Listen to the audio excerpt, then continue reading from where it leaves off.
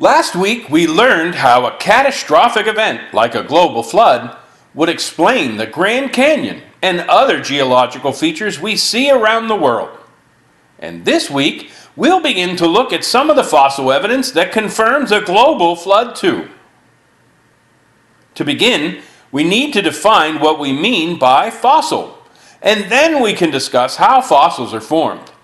And for our discussion today, we'll be speaking of petrified fossils, which are fossils that have actually been turned into stone. So, a petrified fossil is evidence of a plant or an animal preserved in rock by casting, mineralization, or mineral replacement. A fossil cast, in this case of a track, is made when the shape or activity of an organism is preserved in rock, but the organism itself is not preserved. This picture is of a dinosaur footprint that was permanently cemented into stone for us to study today. But dinosaurs are not the only creatures out there that make fossil footprint castings. When someone leaves a footprint in concrete, for example, it's essentially the same exact thing. Obviously, the dinosaur track was not made in solid rock. It was made in wet, sedimentary deposits we might normally call mud. Then later, those sediments hardened into rock, just like concrete does. These dinosaur footprints are found all over the world, and there are even many different places to see them here in Texas. One such place, along the Paluxy River near Glen Rose, has even reported footprints of humans and dinosaurs in the same casting. And these tracks have been verified by CT scans. But as you can see, forming a fossil cast of a dinosaur track required three main ingredients. And they were a dinosaur to make the track, the sediments to make the casting, and some water to make the sediments hold their shape. If this was a dinosaur walking on dry land, the imprint would have never had the clear definition or preservation we see here. The next way a fossil can be formed is by petrification or permineralization. In these cases, after an organism is rapidly buried in sediment, groundwater carries dissolved minerals into the microscopic pores in bones, shells, wood, and more. And that water deposits the mineral content. The original porous structure of the organism is then preserved by the deposited minerals and converted into stone. If an organism is not rapidly buried in sediments, normal decay prevents the item from being preserved. Scavengers quickly dismember it, or it will heavily deteriorate in a fairly short period of time. But even if an organism is buried in sediments that contain the correct minerals like silica, the minerals themselves will not fossilize any structures unless they are carried by water into the porous spaces in the bone. So the minerals must be dissolved in water to actually fossilize an item also. That means that we must have four ingredients for fossilization by petrification in regards to organic matter. And they are an organism to be fossilized, a rapid burial for preservation, sediments that contain the correct minerals, and water to carry those minerals into the porous structures of the organism. Without those ingredients, a typical permineralized organic fossil, as we find all over the world, would not be created. Now, we can reduce that list to three items when we discuss the fossilization of non-organic items that do not rapidly decompose, because they do not need to be buried for preservation. Teddy bears, ice skates, hats, and more can be rapidly fossilized by hanging them in a flow of water that's carrying large quantities of dissolved minerals. So all you need here is an item, some water, and the right dissolved minerals. For example, it only took 2 weeks to fossilize this teddy bear in a mineral spring found in Czechoslovakia. So fossilization is not a long, time-consuming process, contrary to popular opinion. All that's required is water, minerals, and a porous structure. And in the case of things that quickly rot, a quick burial to prevent scavenging and hold things together. The last method of fossilization we need to discuss here is based on a process called replacement. In this method, chemicals in the water dissolve an organism and replace its structure with minerals that were being carried in the water. So the shell or bones of the organism are no longer present, but a copy has been made in the minerals that basically matches the original structure as seen here. This type of fossil, as the ones we've seen before, clearly requires water and dissolved minerals to form. So we're beginning to see a trend here.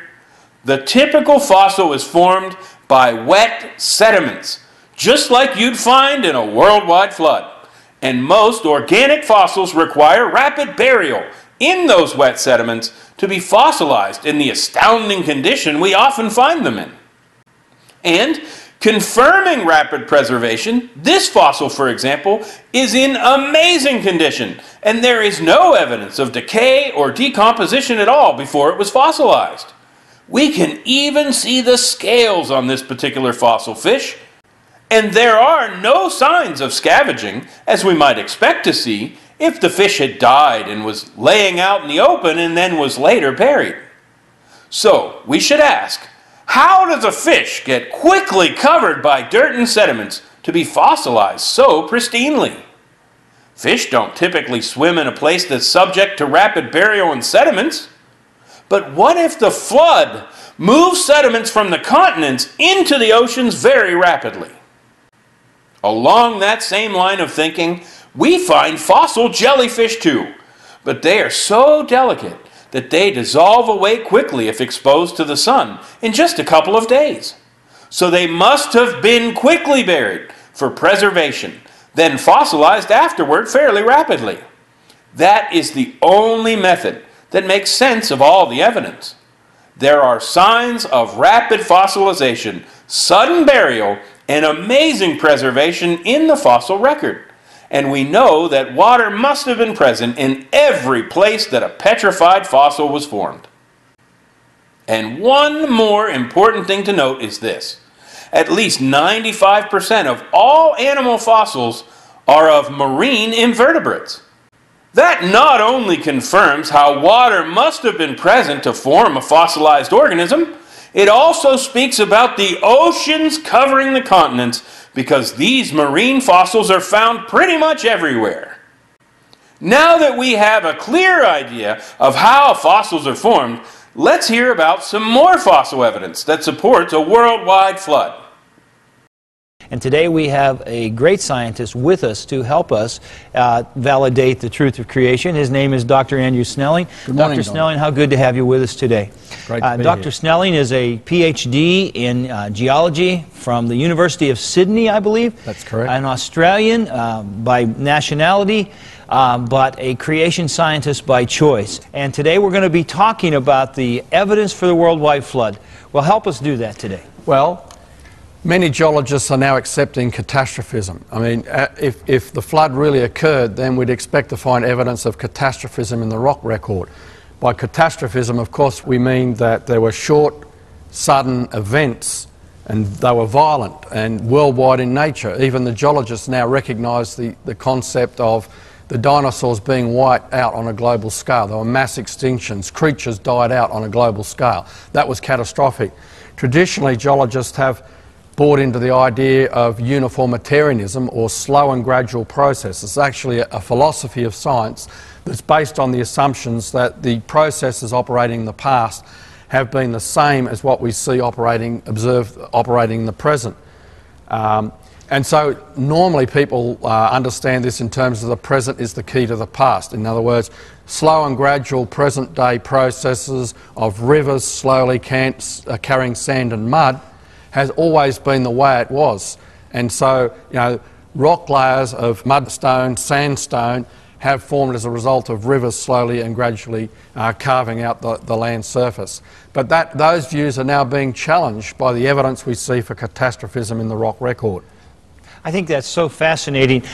Just the idea of uniformitarianism doesn't face the reality of life. I would say to our viewers, you think about your life. Your life isn't shaped by what happens on the average days, but there were big days in your life. The day you found out you were sick, the day you lost a child, the day you lost your job. As you look back at life, it were those big events, those catastrophes, that really shaped what's happened and who you are. Yeah. And we live in that kind of a world. And the world has been shaped by some big events, not just the everyday humdrum. And I think that's so important. And the difference between uniformitarianism and catastrophism is that the belief the present is the key to the past requires extensive timelines, whereas catastrophism, it's very easy to telescope it into just one major catastrophic event at the time of the flood. And so it comes down to old Earth and young Earth again. Yes, in a sense it does. Okay. So let's start by going to the Grand Canyon. The reason we go to the Grand Canyon, it's an area that is well exposed and well studied. And it's in all the textbooks, so everybody understands that area. Now, if we look at all these rock layers through the walls of the Grand Canyon, you can see them here. I've got them arrowed. Every one of those rock layers that are arrowed right to the top of the Grand Canyon up there have marine fossils in them. Now, the top of the Grand Canyon is over 1 mile above sea level, and therefore, how did marine fossils, that creatures that live in the ocean, get up here on top of the continent at that elevation? It means the ocean waters must have flowed over the continents. And one of those rock units, if you want to look in detail, is halfway down, the Redwall limestone. Now, the reason why it's got the name Redwall, you'll see in a moment, but you can see it is here halfway down the canyon.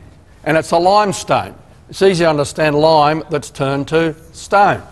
We can see in this next picture the cliffs, and I've pointed out where the Redwall limestone is. You can see it there, see?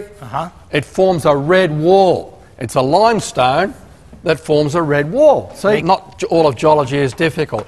And we can see the same when we get down to the Colorado River level. Again, I've arrowed the cliff there. See, a red wall. Okay. And what's exciting about this Redwall limestone, it's full of fossils, marine fossils, up on the continent, ocean waters flowing up onto the continent. You can see in this photograph that we've got a crinoid, which is a coelid. You can see it here. It's the stem of it looked like a plant, but it actually is a creature that had tentacles, that, you know, fern-like tentacles. And over here we see a bryozoan. See the lace features here? Okay. A bryozoan was a lace coral.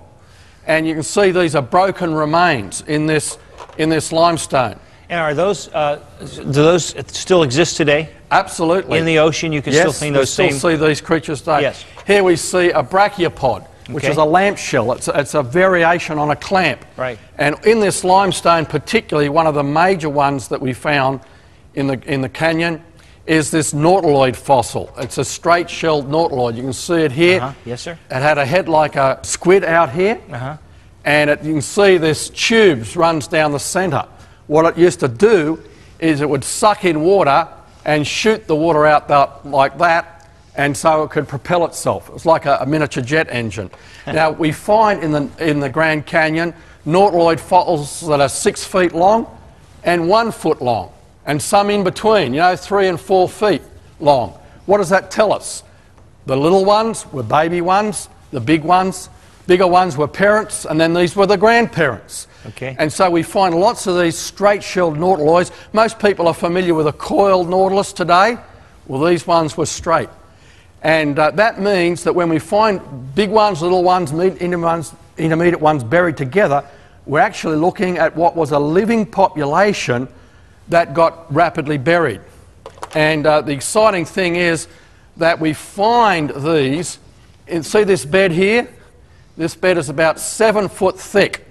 7 foot thick, and we can trace it right through the Grand Canyon. In fact, we can trace it from the eastern Grand Canyon.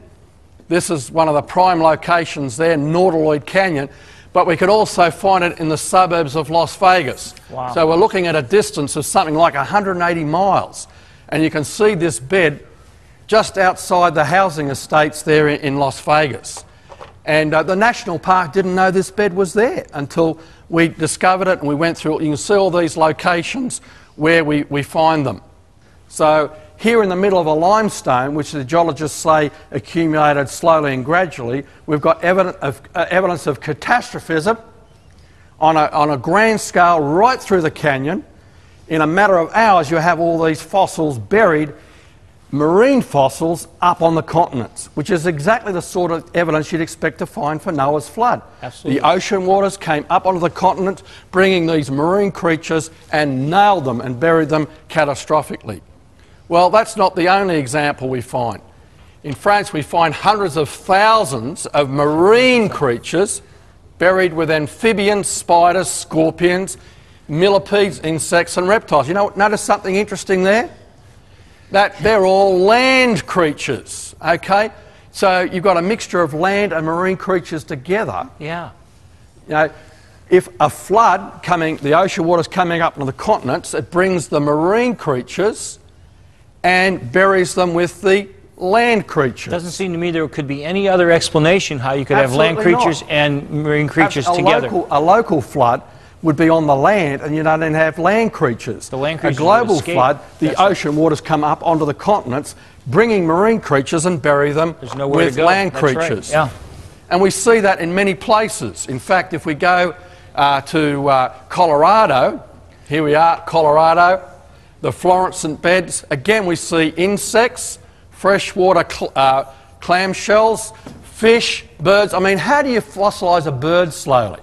I don't know. It's got to drop from the sky and get buried straight away. And hundreds of plant species, including blossoms, all buried together.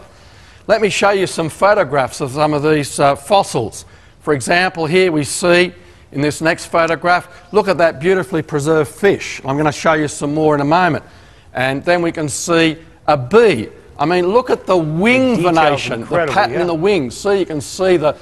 Something had to happen quickly. How do you preserve? I mean, you step on a bee and squish it and it just rots very quickly. So look at the state of preservation of this bee. It had to have been buried very rapidly. And here we can see in this next photograph, we can see the blossoms. See the blossom here? Wow. And you can see the leaves, beautifully and exquisitely preserved, which is what we see in these fossil graveyards. Again, a mixture in that bed of watery and land creatures. We can see here again in Wyoming. Wyoming, again, alligator, fish of many varieties. We've got birds, turtles, mammals, including bats, all buried together with mollusks, which are clams, crustaceans, and insects and palm leaves. Again, a mixture of land and sea-dwelling creatures. Evidence that the ocean waters flooded onto the continents and buried all these things together. Now, I want to give you another example. I've got to talk about Australia. I mean... You've got to. I've got to let you see. Now, we're going to Tasmania, the island state of Australia, which is down the south, right down the bottom, and it's a very pleasant place. Let's look at Fossil Bluff.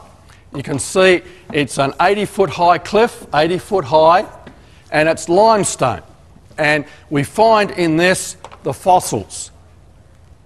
First of all, we see these clams, see these broken shells. The broken shells indicate that it was rapid and catastrophic. Look at the little pebbles we find, okay?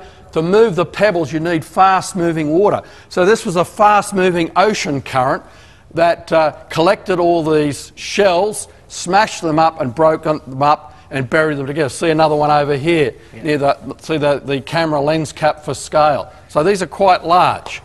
And in this fossil bed, we found the remains of a toothed whale. See the teeth? Look at that. Okay, the teeth.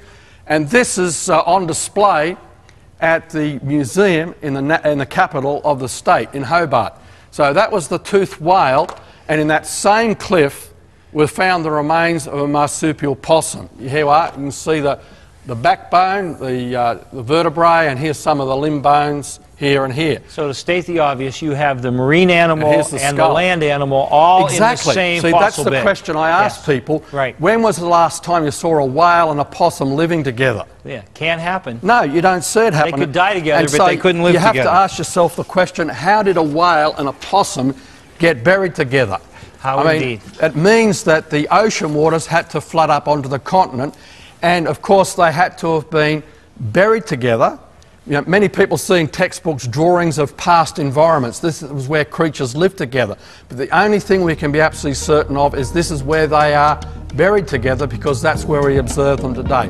Now, I'm dying to ask you how old Earth evolutionist is going to refute what you've said, but we have to take a break first. Okay. So you just hold on to your answer. I can see your guns loaded and you're ready to shoot, but we got to take a break. Don't you go away. Dr. Snelling's going to talk to us about how this overwhelming evidence is refuted by the other side. So you stay with us. We'll be right back.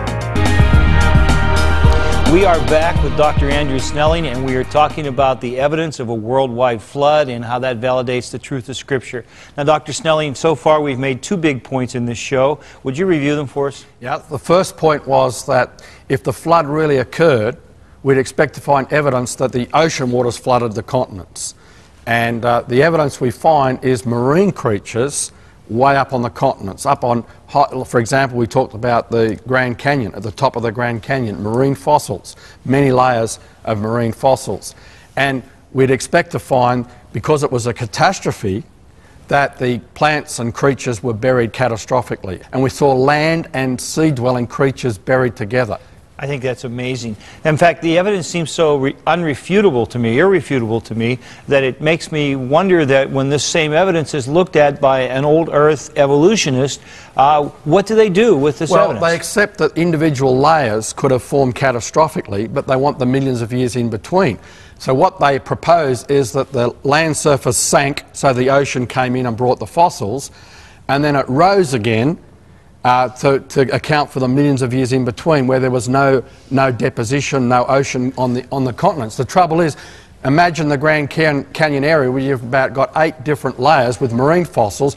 The continent's got to sink, the ocean's got to come in, then it's got to rise, then it's got to sink, then it's got to rise, sink, rise, sink, rise. The Earth isn't sitting on an elevator piston. It isn't going up and down. You can't explain that. Right. It's hard enough getting it to happen once, let alone so many times. And so it's so much simpler. There's a principle in geology, in science, called Occam's razor. Right. The simplest explanation is usually the right one. So you had one lot of ocean water coming across, That's right, depositing all those layers one on top of the other very rapidly, and then retreating at the end of the flood. So let me go up to the screen and show you what I have for you. We also find, as another example, which is relevant to us here in the Pittsburgh area, is 7 trillion tonnes of vegetation in the world's coal beds. You know, the black stuff we dig up and burn in a power station. Well, most people don't realise that that's buried vegetation, it's fossilised vegetation. And at all the world's coal beds, there's at least 7 trillion tonnes. That's a lot. And the coal beds here in the eastern United States are also found in England and right across over to Russia. And it's the same coal beds. Yeah. But more of that later. Okay. Let's have a look at one of these ammonite fossils. This is one of these coiled ammonite fossils. Yes. And this is in the Chalk in England. Now look at the size. There's a pen for scale. Right. That's about 6 inches across. So we're talking about 18 inches across, yeah, this creature. Now the chalk in which this is buried, the geologists say, accumulated slowly and gradually. But you imagine how long it would take to bury that if at 1 inch per 1,000 years. I mean, this creature didn't sit around for thousands of years waiting to be fossilised. It happened catastrophically. And this is what the chalk looks like under the microscope. See the tiny little evidence of little tiny shells? Here's a bigger one. You can see the different chambers. But there are thousands of different units. There's trillions of these. Trillions. I mean, this is under a microscope. This is right, about 50 times magnification. And so you can imagine these tiny critters buried on a mass scale, burying those bigger ammonites. This is a global scale fossil graveyard in England, in America, in Australia, all around the world. All over the world. Isn't that the evidence we'd expect to find for a catastrophic global flood as the Bible records? Absolutely yes. Now, rapid burial of plants and creatures. Look at this fossil fish. Now ask yourself the question whether all the fish, dead fish on the bottom of the ocean waiting to be fossilised today. If the present is the key to the past, we ought to be able to see fish being fossilised today. We're not making any fossils No, today. in fact, when a fish dies, it either floats or it rots or it's eaten by scavengers. Look at the eye socket here. Look at the ribs. The details The incredible. details you can see. Look at the tail, how I mean, fine I like it to is. say Yes. to people, to produce a fossil fish like this, what you do is, when your pet goldfish isn't looking, back up a concrete wagon and dump the concrete on top of it, because that's the only way you'll preserve a fossil fish like that. Something has to happen quickly. That's right. Now let me give you another example. This is what we call a trilobite. It's got a head, okay, it's got a body section through here, and then it's got a tail. So it's got 3 lobes, so we call it a trilobite. It's like a little snail-like creature on the that lived on the bottom of the ocean. But look at the state of preservation, and particularly, see this knob here? Yeah. That's the eye of the trilobites. They're in perfect form. It's that, and we can see preserve the lens of the trilobite, and it's so complicated that we, with all our ingenuity, have only been able to build similar lenses in the last 5 decades. Huh. And look at the exquisite preservation of these creatures. Catastrophic burial by a global flood. I like this. This is an Australian one. That's why you like it. You're a good bloke. It's Morsinites sprigii, named after 2 famous Australian geologists. Now, most people think that's a fossil flower, but it's actually a fossil jellyfish. Oh. Now, the man who found these in outback South Australia over an area of 400 square miles found hundreds and hundreds of these jellyfish fossils. Now, you think about it. What happens to a jellyfish when it gets washed up on the sand? Because this is found in a sandstone, okay?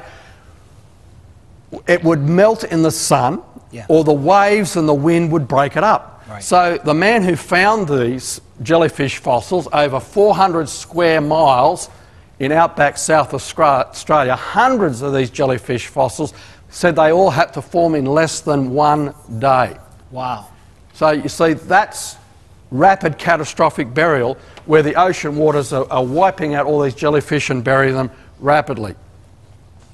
How long did it take to form these 2 fish fossils? I mean, here, one fish didn't get time to finish his breakfast before the 2 of them were buried and fossilised. So 1 second that fish is alive, and the next second it's being Exactly. buried. Yes. Exactly. Okay. And so this is what we mean by rapid burial. And look at the exquisite state of fossil preservation. Again, you can see the backbone, you can see the fin, you can see the tails. And there's lots of examples of this in the fossil record.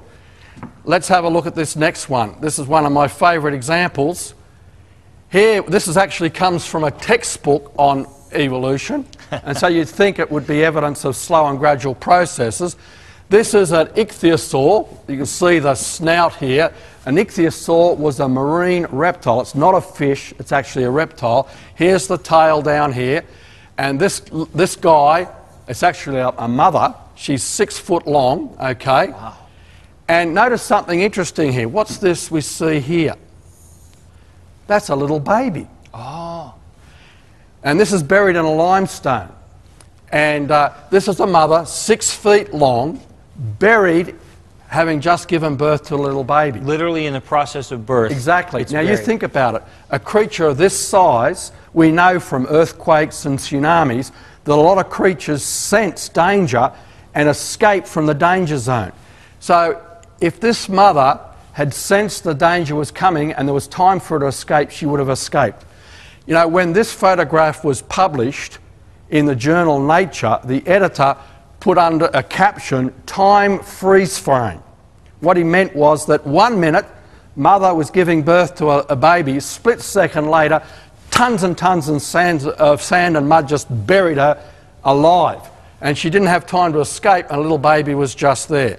So this is incredible evidence for rapid burial and exquisite fossil preservation, which is the kind of evidence you'd expect in a catastrophic global flood. And not only are ocean and land-dwelling creatures buried in the same places all over the earth, we also find marine fossils from the oceans on the tops of mountains like in the Andes. Here, the New York Times was reporting on whale fossils found at an altitude of more than 5,000 feet above sea level in South America. and they recognized that the mountains rose very rapidly from the sea at some point in the past. And even the peak of Mount Everest is composed of a marine limestone that shows clearly at some point in the past the highest mountain peak on Earth was once underwater. Just as the New York Times mentioned about the whale fossils in the Andes, it's clear that even Mount Everest was once underwater sometime before the peak rose out from the sea. And as a matter of fact, the peak of Mount Everest is still rising at an estimated rate of 0.5 to 2.5 inches per year. And all of this scientific evidence of the flood fits very well with Psalm 104 that says, God established the earth on its foundations. It will never be upended. The watery deep covered it like a garment.